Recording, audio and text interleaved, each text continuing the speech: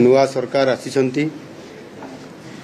एवं नुआ सरकार आसबार आजिर पवित्र दिन रे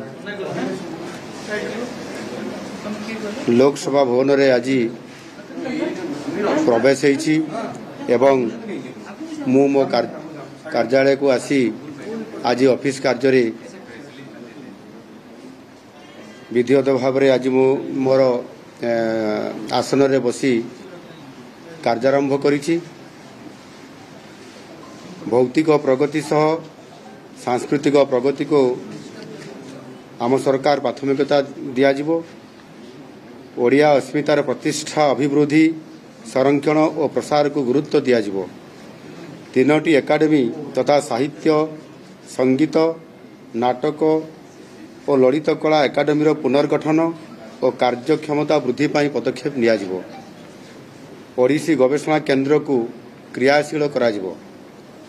ओडिया अस्मिता उपरे गुणात्मक गवेषणा को प्रोत्साहित कराजिवो। ओडिशा रे पठन अभ्यास वृद्धि और लाइब्रेरी आंदोलन को व्यापक और व्यवस्थित कराजिवो। ओडिया भाषा और साहित्यर प्रसार पाई अनुवाद एकाडेमी प्रतिष्ठा कराजिवो। भाषा पाई आधुनिक सरल और सुगम प्रजुक्ति विद्यार उपयोग पाई संपूर्ण भाव में व्यवस्था कराजिवो। ओडिया भाषा भवन अस्मिता भवन निर्माण कराजिवो। भाषा कमिशन गोटे गठन कराजिवो। ओडिया भाषा रे सरकारी कार्य हबो। सरकारी स्तर में ओडिया भाषार व्यवहार को व्यापक करने को आवश्यक पड़िले सरकारी भाषा आईन रे संशोधन अणाजिवो। ओडिया भाषा प्रतिष्ठान रे पुनर्गठन कराजिवो। प्रत्येक जिले में समन्वित संस्कृति भवन निर्माण सह जिलार कला संस्कृति को प्रोत्साहित कराजिवो।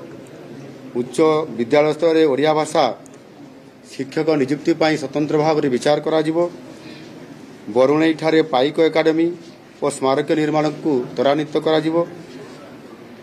राज्यर विभिन्न ऐतिह्य पीठर विकास को गुरुत्व देवाकू आम सरकार संकल्पबद्ध। सबु कार्य लोकमानंकर सहयोग सहभागिता और परामर्श रे कराजिवो।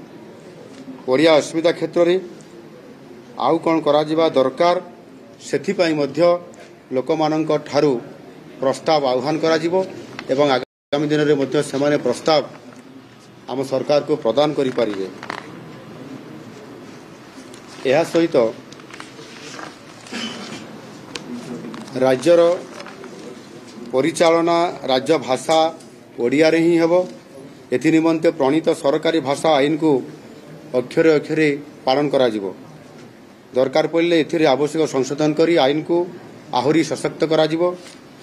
उभय सरकारी और बेसरकारी स्तर में ओडिया भाषार व्यापक व्यवहार को सहज सरल और सुगम करिया पाई उपयुक्त वैषयिक ज्ञानकौशल प्रयोग करने निमंते व्यवस्था कराजिवो।